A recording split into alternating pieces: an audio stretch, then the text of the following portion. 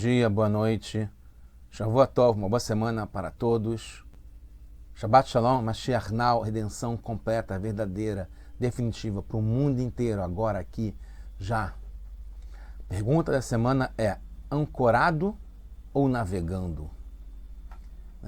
A pergunta remete imediatamente ao mar, a barco, a âncora. Você vai ver que isso também tem a ver, mas a gente vai falar mais sobre árvore do campo. Vamos entender mais em seguida. A gente está no projeto Likutei Sirot. Esse é o capítulo 24, volume 24 dos livros do Rebbe de Lubavitch, com seus discursos racídicos. Essa é Parashá Shofetim, é a Sirá de número 3. Então a resposta é que devemos estar todos bem ancorados para poder navegar bem. A ERB, que é a estação rádio base, são as antenas da onde que sai a conexão, precisa ter uma boa base para ter, então, a mobilidade e avançar, expandir e conquistar. Está baseado principalmente nessa paraxá, que está no livro Dvarim, que fala que Hadam es Hasadeh. Isso é o verso, o passuco que tem na paraxá. Que a pessoa, o ser humano, é a árvore do campo. Não é nem como árvore do campo, é a árvore do campo. Ou como está escrito, que ser humano, árvore, campo, do campo. No tratado de Tanit, na página 7, Aleph, tem uma pergunta, Ariamar Rabi Yochanan. Rabi Yochanan pergunta, mas o que está escrito que Adam é Sassadeh? O que quer dizer isso, que a pessoa é a árvore do campo? Desde quando a pessoa é como uma árvore?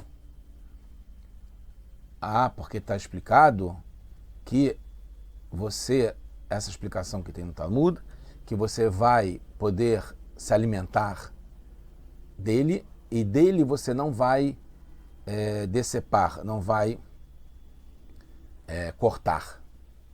Como está escrito, é um outro passuco que fala que esse você vai cortar e vai eliminar. Como é que pode? A resposta: qual é a ligação entre comer e cortar ou não, ligado a uma árvore do campo?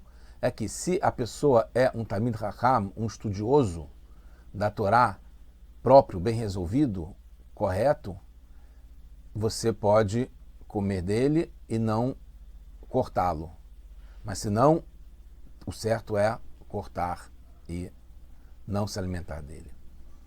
Então essa é a pergunta que tem. Não é só como uma metáfora, como a gente vai ver, de onde aprender algumas qualidades dele, da árvore, para entender como é que é o ser humano.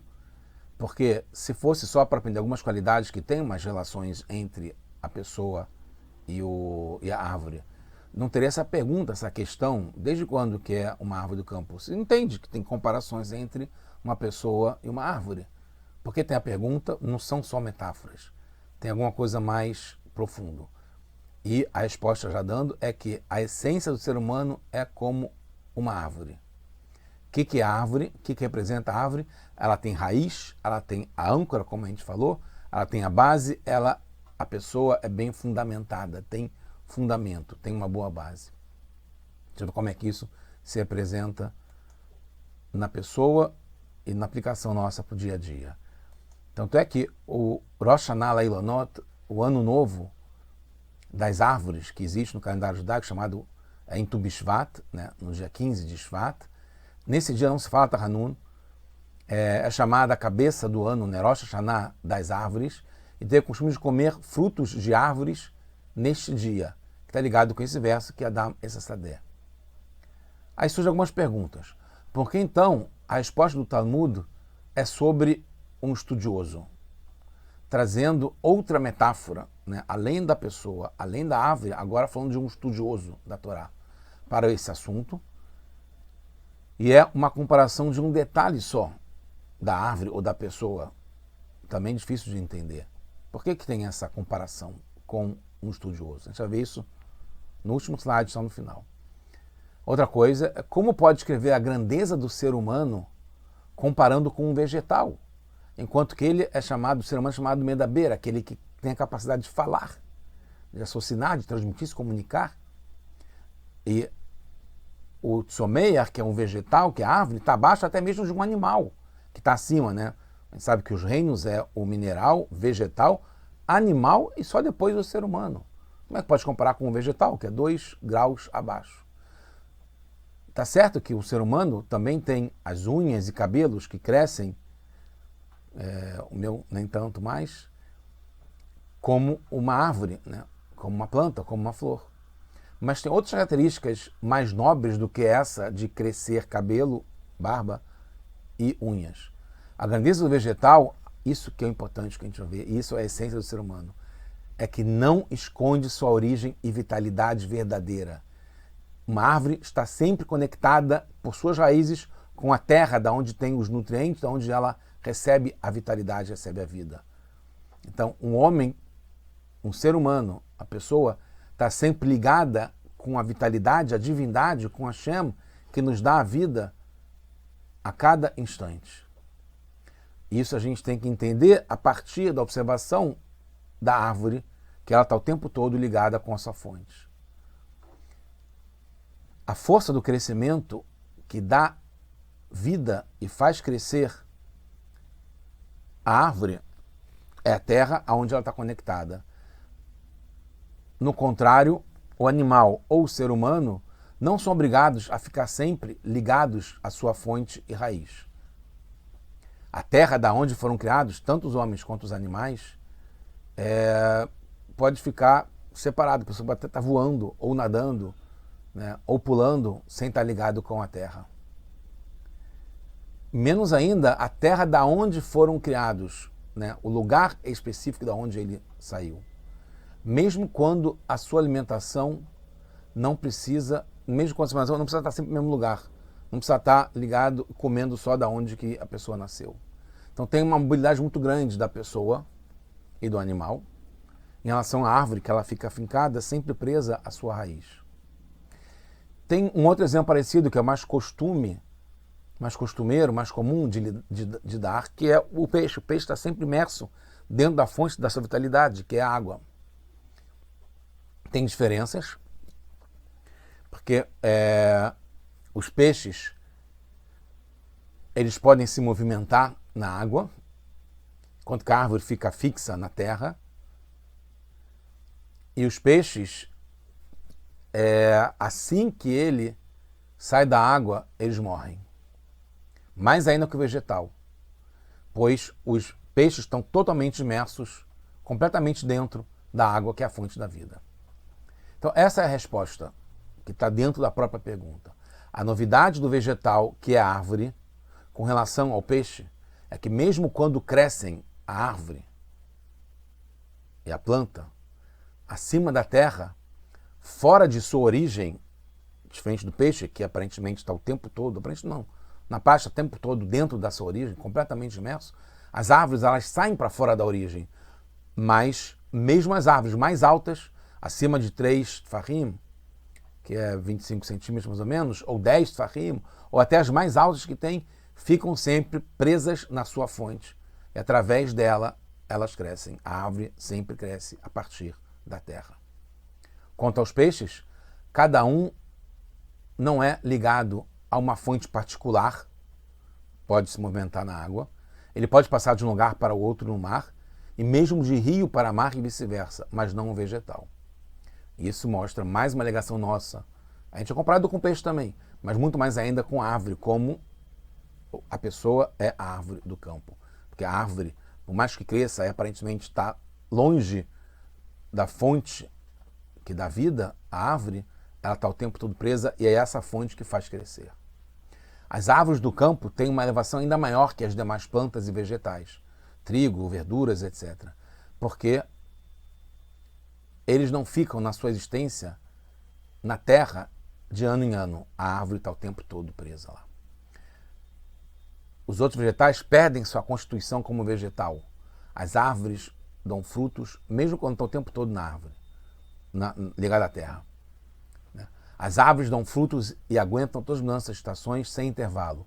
São firmes e fortes, ligadas às suas fontes. O ser humano é um mundo pequeno.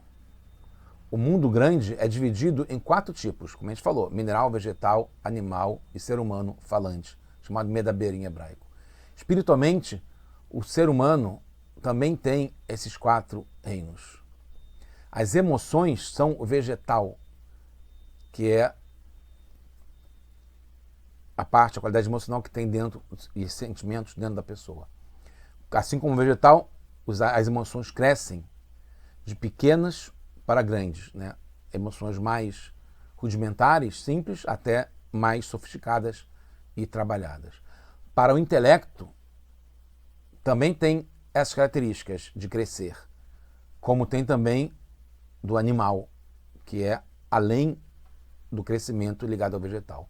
O que o animal tem diferente na nação vegetal? O animal tem movimento, tem mudanças de lugar para lugar. Assim como o animal também, diferentemente do vegetal, está sempre preso num lugar só. Então, o intelecto não fica preso numa característica específica. Às vezes muda seu lugar para a severidade ou para a bondade, o intelecto. Noutros assuntos, pende mais para a bondade, etc. A parte vegetal que a pessoa tem são suas qualidades emocionais, que também são sempre ligadas com a sua fonte, a parte íntima da alma da pessoa. Por isso que Beit Hillel estava mais ligado com a parte de bondade, por exemplo, né? De emoção ligada à bondade. Beit Shammai ligado com severidade. Tem uma parte mais presa, mais vinculada, mais ancorada. Para cada pessoa está ligada ao tipo de alma de cada um. Isso explica porque as emoções têm uma independência enorme. É difícil fazer elas mudarem, trocarem, sair de um para o outro, dominar as emoções, como vemos nas próprias árvores que não mudam. Mesmo assim é possível, através do nosso intelecto, ao ponto de mudar do ruim para o bom, alguma coisa que era uma emoção negativa passar a ser positiva. Assim como é difícil arrancar também uma árvore de um lugar para transplantar para outro, crescendo às vezes melhor no lugar novo do que no original. A gente pode fazer isso e o intelecto ajuda a gente a refinar, transplantar, mudar as emoções, que elas são muito arraigadas, muito firmes e difíceis de mudar. A explicação é que o intelecto não é limitado. Está mais ligado com o animal, que vai de um lugar para o outro. Não fica preso às características de uma pessoa. Vemos que a pessoa consegue entender algo contrário à sua própria natureza, inclusive, às suas características. Ela consegue entender. O animal na pessoa não está vinculado reveladamente à raiz da alma, assim como as emoções, está ligado com o vegetal. A essência da pessoa é essa árvore do campo. Está ligado com o vegetal, com o crescimento, com estar fincado, não importa o quanto distante fique alto, vai estar sempre ligado a essa fonte. Pois justamente as emoções que temos e os sentimentos estão ligados e revelam a raiz e fonte da parte íntima da alma, mais do que o intelecto. O trabalho principal da pessoa, então, é ligado a esse refinamento das emoções da parte vegetal que temos dentro da gente, que está o tempo todo ligado com a parte íntima da alma.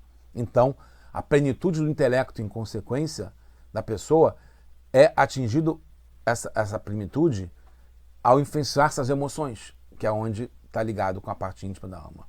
E a gente vê, e quase terminando aqui, o Talmid Chacham, o estudioso da Torá, bem resolvido, Hagun, como diz em hebraico, não é só o intelecto, o estudo que está ligado com a característica de um estudioso da Torá.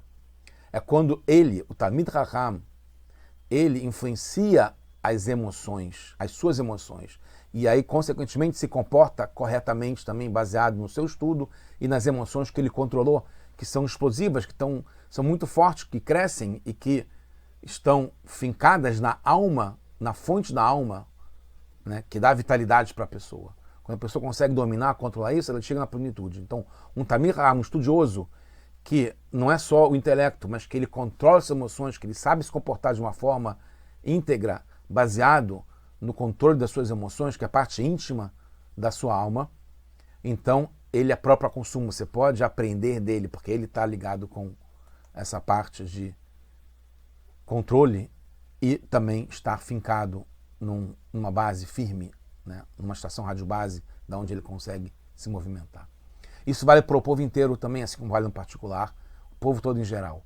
O povo inteiro está ligado com os nossos antepassados, Abraão, Isaac e Jacó. A gente sabe que Abraão, Isaac e Jacó estão ligados com emoções. Né? Abraão com bondade, Isaac com severidade, Jacó com compaixão, piedade e misericórdia. Então, a nossa herança que a gente recebe de Abraão, Isaac e Jacó é muito mais ligado com as emoções que a gente recebeu deles. Essa tradição da bondade de Abraão, da severidade do Isaac e a compaixão e a combinação, a beleza, o Tiferet, Irachamim de Yaakov Avinu, do nosso patriarca Yaakov. Muito mais do que o intelecto que a gente também recebeu deles. A fonte da nossa vitalidade é a Torá. A maior parte de nós não vive como peixes o tempo todo dentro da água, dentro do mundo da Torá. A gente sai para o mundo, a maior parte da gente, uma parte do nosso povo. Devemos implementar nossa missão de transformar esse mundo, de ver vários lugares, de navegar em vários oceanos, mas, ao mesmo tempo, implementar essa nossa missão, transformar o mundo, de navegar, de sair, de fugir do lugar original, né? Fugir, né? De sair do lugar original para transformar o mundo inteiro numa moradia para Hashem. Mas isso, precisamos lembrar que somos como a árvore do campo, sempre ligados à fonte de vitalidade, que é a Torá, que é o que dá vitalidade para a gente, que é Hashem, que é Deus. Até chegar o momento de sair e perseguir os nossos objetivos. Primeiro, ligado com a base, com o fundamento, com o que é forte, com a terra, com a vitalidade, para depois poder dar voos e saltos maiores. Não dá só para lembrar da nossa infância ou juventude, quando era criança, com quem estudou no Heder, no Yeshiva, etc., com a Morá, etc. A gente tem que ter essa vitalidade ainda hoje, o tempo todo presente, como árvore, não só como peixe. O tempo todo, fincado e firme. Não é viver no passado, nem viver do passado, é viver com o passado presente o tempo todo. E não adianta ficar isolado, precisa de mobilidade para conquistar. Isso a gente pode já fazer agora, tendo conquistado já o mundo inteiro e transformar o mundo numa moradia para Deus, que vai revelar agora a Mashiach, já, now. Todos nós, só boas notícias.